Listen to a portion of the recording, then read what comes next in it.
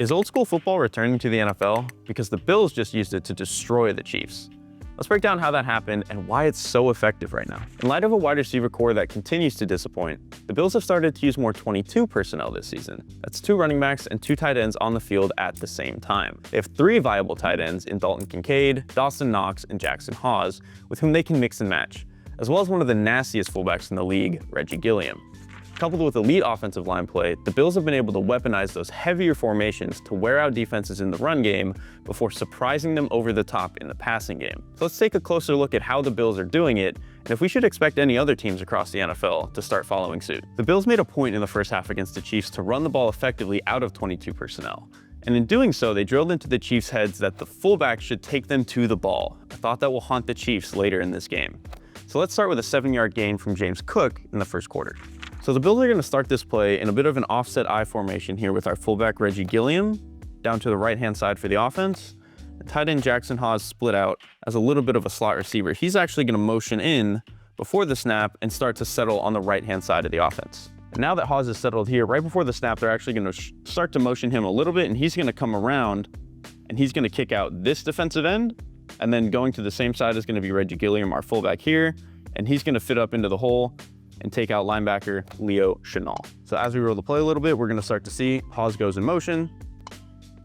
He's kicking out this end right here. Gilliam is starting to take his path to this linebacker, and then these 2 offensive linemen here, the left guard and the left tackle, we're gonna get the left guard David Edwards coming up to take out Nick Bolton. It's gonna give James Cook a nice crease here to meet into the 3rd level. Now, he doesn't pop this for a huge run, but what's important is that they're establishing that they are trying to get you to believe that the fullback is taking you to the football. Now in the second quarter, the Bills turn to their heavy 22 personnel offense again for a 16-yard run. How the Bills deploy their tight ends as blockers is a little bit different this time, but what remains is that our fullback, Gilliam, is going to take us to the ball. Buffalo is again in an offset I formation here with Reggie Gilliam, our fullback, set to the right-hand side of the offense. Jackson Hawes, our main blocker here, is set to the left-hand side. Now again, he's actually going to shift a little bit over to the right-hand side here of the offense before the snap. Hawes is again going to start to motion before the snap, and he's going to fly over. He's going to be over here. And this linebacker here, Drew Tranquil, is going to come down. So those 2 are going to meet. Hawes is going to kick him out.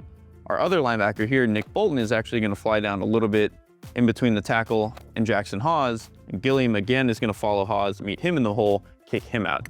And again, we're going to be able to start to clear out these players and set up a really good run for James Cook to again spring to the 3rd level where he doesn't break a big one, but again, we're trying to establish the fact that the fullback is taking us to the football. Now the Bills get their payoff for making the Chiefs respect their 22 personnel run game and having to worry about Reggie Gilliam taking over plays as a lead blocker. Right out of the 2-minute warning, Buffalo cashes in on this with a 30-yard play action pass to tight end Dawson Knox. Oh, would you look at that? Another offset I formation with Reggie Gilliam here, our fullback, to the right-hand side. Now this time we have both tight ends here, Jackson Hawes and Dawson Knox, set to the right-hand side, and they're actually not going to motion on this play. And now what the Bills have been setting up generally is that one of the tight ends is going to go this way, and Gilliam is going to follow him on what we would call a counter run. That's actually not what they're going to do here. Instead, they're going to get everybody flowing out here to the right-hand side and make it look like these 2 tight ends are trying to set a wall, and that Gilliam is going to follow up as a lead blocker on an outside zone run here into the boundary. So as we roll the play a little bit here, you're going to see everyone is flying here. It's starting to look like outside zone. You would think Gilliam is going to fit up here as a lead blocker.